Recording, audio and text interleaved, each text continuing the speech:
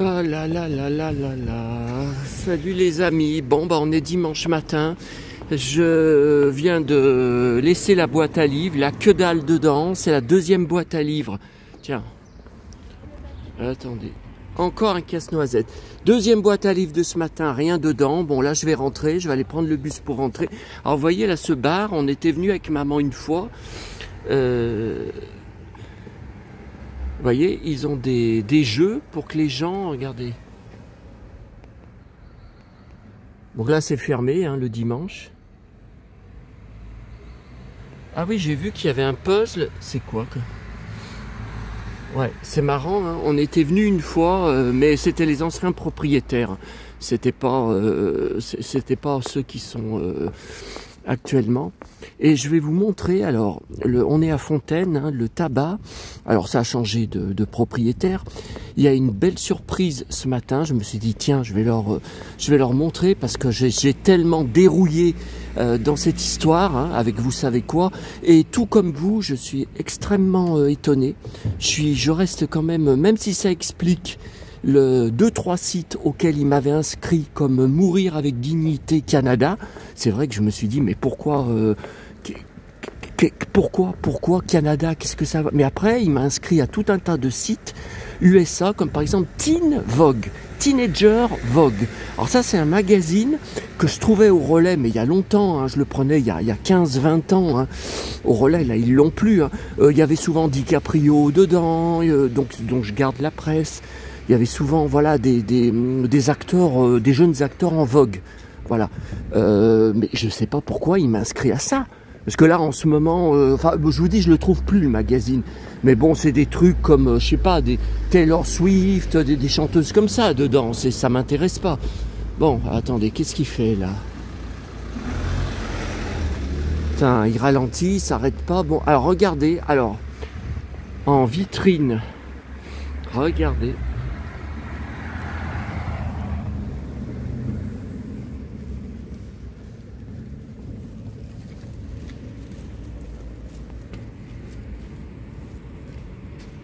Ah, il y a Mickey Junior en haut. Ah, Heidi. Ah mais non, mais je l'ai Heidi. Je l'ai Heidi, c'est le magazine actuel. Avec l'appareil photo. Ouais, je l'ai ça. Oui, bah oui, c'est celui qui était sorti en décembre. Hein, c'est celui qui était sorti en décembre. Alors, dans cette vitrine... Attendez. Voilà, ça ira mieux. Alors, attendez, je sais pas ce que je filme, hein, parce que le trottoir, ça tient pas debout. Alors, dans cette vitrine que vous venez de voir, il y avait les poupées Jem. Donc, c'était quand? C'était le Noël 86, hein, il me semble. Et là, vous voyez, là, dans cette rue, il y avait le marchand de journaux avant, il a fermé. Enfin, maintenant, c'est le tabac que vous voyez à droite, mais bon, il n'y a pas beaucoup de presse. Je venais tous les dimanches matins chercher le journal, pour aller, que voulait que je lui amène le Progrès, hein, que maman, quand je venais manger chez elle à midi, puisqu'elle voulait que j'aille manger chez elle tous les dimanches à midi et les jours fériés aussi, pareil à midi.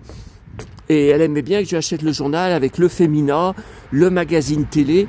Et puis voilà, après je lui ai dit, faut arrêter, je peux te le récupérer dans les poubelles jaunes le mardi soir, lors de ma tournée. C'est du gaspillage d'argent, tu gaspilles 2 euros, il faut juste attendre quelques jours, puis je peux te le récupérer.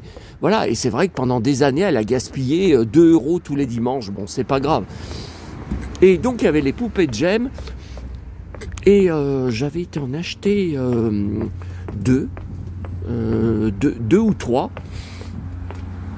Et je me rappelle la dame âgée là qui tenait, hein, elle m'avait dit, oh mais il paraît qu'elles sont si belles ces poupées, on me dit qu'elles sont si belles et tout. J'ai dit bah oui, vous voyez, elles sont grandes, elles sont plus grandes que les Barbie. Ouais, mais c'est à cause de ça que la ligne a fait un bide. Enfin, en tout cas aux USA, parce que les petites filles ne pouvaient pas mettre sur les Jem les vêtements de leur Barbie. Il y avait trop de différences de taille. Et moi, au contraire, moi j'ai trouvé ça super qu'elles soient plus grandes, parce que ça faisait des jouets encore plus beaux, quoi, encore plus luxueux. Enfin, moi ça m'impressionnait. Donc voilà, j'ai la collection presque complète de des poupées Jem. Ouais, il me manque juste... Enfin, je l'ai en loose, bien sûr. Je les ai toutes en loose. Mais il me manque juste le Stormer en boîte. Voilà. Que j'avais à l'époque. Puisque c'était ma Misfits préférée. Enfin, avec Pizza. Hein. Pizza, ses cheveux jaunes fluo. Moi, j'étais dingue d'elle. Et quand j'ai tout racheté, parce que j'avais tout vendu à Lulu Berlu en 1998, je crois, j'avais pas d'internet à l'époque et je cherchais à voir donc la poupée Sylvie Vartan. Elle était chez eux, elle était hors de prix, mais vous avez des photos de mon reportage chez eux sur mon blog. Vous tapez donc le Saloon 1970-80, vous tapez ah tiens un fleurieux. Mon ancienne commune, vous savez, où on avait notre villa avec la piscine, Fight Center. Ah bah ça serait bien pour moi, ça. Ouh là là, putain, ça serait bien. Et donc, faut que je regarde ça, sur Internet. En 2008, quand j'avais acheté les 4 coffrets, les 4 saisons de Jem, que j'avais visionné avec ma petite nièce, il venait tous les 15 jours, un samedi sur 2. Et à l'époque, il restait longtemps, hein, pas comme les dernières fois où ils arrivaient à 15h30, ils repartaient 1 heure après, et puis ils venaient plus que tous les 3-4 mois chez maman. De toute façon, bon, c'est un autre sujet. Ah, je recommence à être enrhumé. Ça m'énerve de renifler. Après, je vais me prendre encore un commentaire en me disant, je l'avais banni, hein, le mec, en me disant, ta vidéo est insupportable, mouche-toi. Je ne sais même plus ce que je vous disais. Bon, alors écoutez, là, le bus va bientôt arriver. J'ai rêvé toute la nuit à Dorothée. Parce que j'ai vu hier soir la bande-annonce plus longue pour la soirée de vendredi. Attendez, c'est mardi ou c'est vendredi, Dorothée? Pourtant, il me semble que j'ai vu marqué, ouais, pour vendredi prochain. Et c'est dingue, tous les invités qu'il y a, en fait, il y a tous les survivants. Hein. Tous les survivants sont là. Hein. Attendez, qu'est-ce que c'est? C'est le bus, là? Toute la nuit, j'ai rêvé à Dorothée. Et j'ai rêvé aussi à un truc qui était bizarre. Ah, je me rappelle plus. Un truc en rapport avec mes centres d'intérêt. Quand je me suis réveillé, je me suis dit, faut que je vous en parle, c'est un truc de dingue. Je me rappelle plus. Alors, avant de partir, donc là, je suis parti pratiquement pour rien. Hein. J'ai fait 2 boîtes à livres, 2 communes pour rien du tout, comme dimanche dernier. Bah oui, et dimanche dernier, j'aurais pu être à La Part-Dieu. Si j'avais su que c'était ouvert et je ne le savais pas. Ouais, quand le corbeau, là. Pour le corbeau. Donc, j'ai enregistré sur YouTube un documentaire Christopher Reeve biographie 2004. Donc, juste après sa mort. Hein, il est mort le 11 octobre 2004. Ça doit être un documentaire de octobre 2004. Je me demande si je ne l'ai pas déjà. Oui, je n'avais pas Internet encore à l'époque. Donc, je n'avais pas YouTube. C'est en VO. C'est USA, hein, complètement pas de sous-titres. Hein. Par contre, à l'époque, j'avais Claudine Rapuzzi, vous savez, la fan de Dynasty, là, qui me vendait pas seulement des choses sur Dynasty, mais sur tous mes acteurs et actrices et chanteurs, etc., etc. Et elle captait, je ne sais pas comment elle faisait, avec sa parabole, tout un tas de chaînes anglaises et USA. Moi, j'ai jamais réussi à capter des chaînes USA. Quand j'étais avec mes parents, vous savez, donc justement à Fleurieux, avec notre parabole, et Canal+, Canalsat, qu'on avait depuis, que j'ai, ouais, maintenant, ils sont morts. Depuis 1992, 92 ou 93. Elle captait, je ne sais pas comment, des chaînes. Et elle m'envoyait, elle me faisait des DVD maison sur Christopher Reeve, avec tout un tas d'émissions quand elle envoyait. Et notamment, je crois que je dois avoir 2 DVD d'elle, avec toutes des émissions, des annonces au moment de sa mort, aux USA, quoi. Donc c'est vrai que c'est rare. Et là, donc cette émission, je sais pas. Vous voyez, si je l'ai déjà, c'est Biographie Chanel. Hein. Vous tapez ça sur YouTube. Ça me dit quelque chose. Alors là, en rentrant, je vais la transférer sur DVD maison.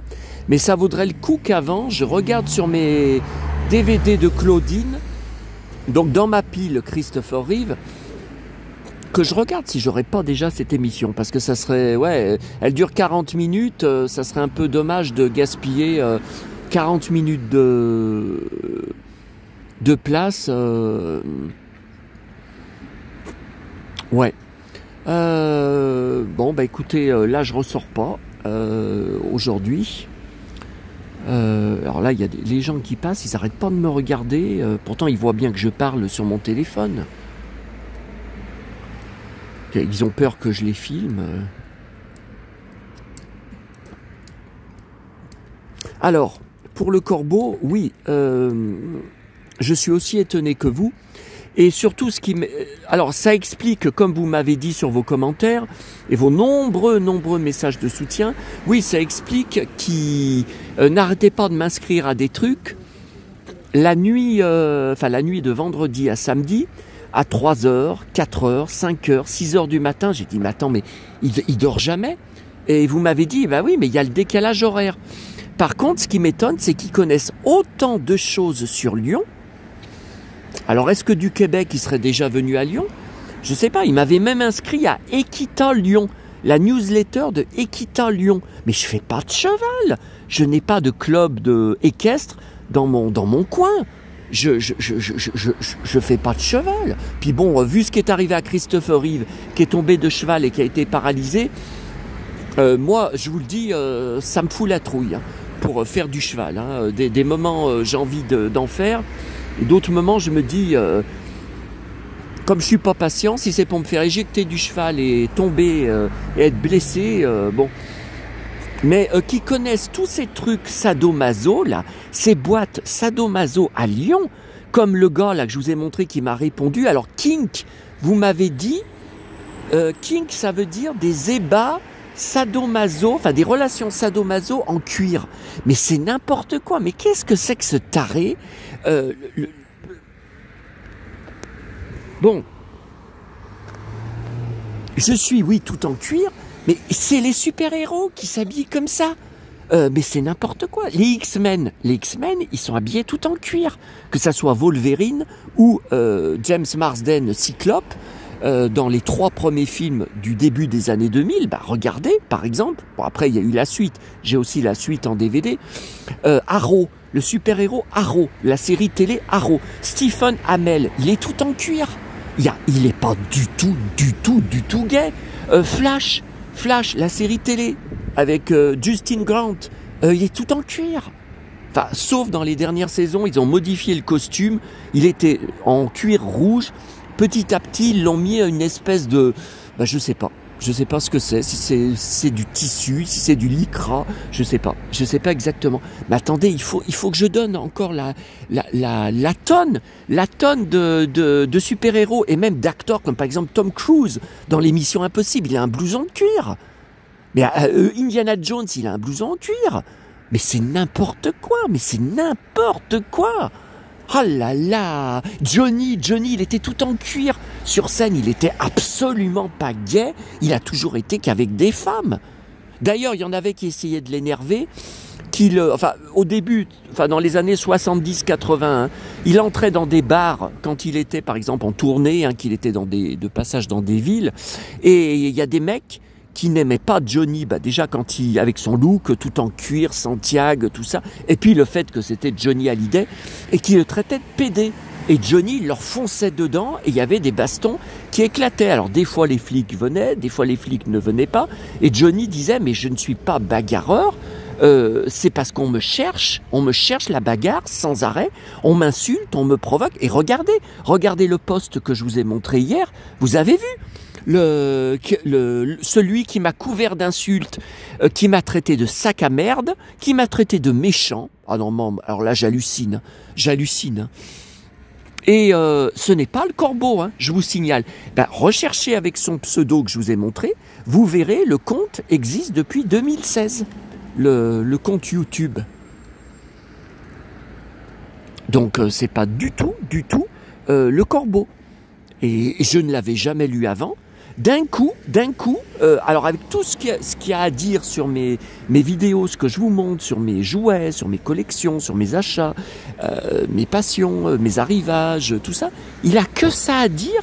Il a que ça à dire parce qu'il prétend que j'ai mal répondu à un follower. Mais attendez, si j'ai mal répondu, c'est que le commentaire était con. Puis c'est tout. Oh là là là là là là. Oh là. Et vous savez, comme dit... comment elle s'appelle, Lily, là, elle a laissé pas mal de commentaires ces derniers jours, vous pouvez aller voir, j'invente pas. Comme dit Lily, comme elle m'a dit hier au téléphone, elle m'a dit tu dis tout haut ce que beaucoup de gens pensent tout bas. Bah oui, moi je croyais que ça faisait aussi l'originalité de la chaîne, l'originalité de ma personnalité. Voilà, je pensais pas que ça m'attirerait des... Non, mais de toute façon, j'ai porté plainte. En même temps, parce que je veux savoir... Alors, c'est peut-être le Corbeau, c'est peut-être pas lui, c'est peut-être pas le gars du Québec. Je veux savoir qui se permet, comme ça, de marquer « tuer un sac à merde ». C'est inadmissible. Inadmissible. Hein? Et puis, si ma chaîne lui plaît pas, qui dégage. Qui dégage. Non, mais comme j'ai dit à plusieurs d'entre vous, je ne comprends pas que j'attire autant de tarés.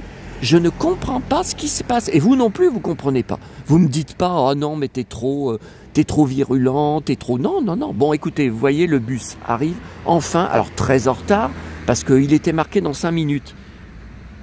Et la vidéo, ça fait un quart d'heure que je suis avec vous. Non, mais n'importe quoi. Bon, allez, à bientôt, à tous.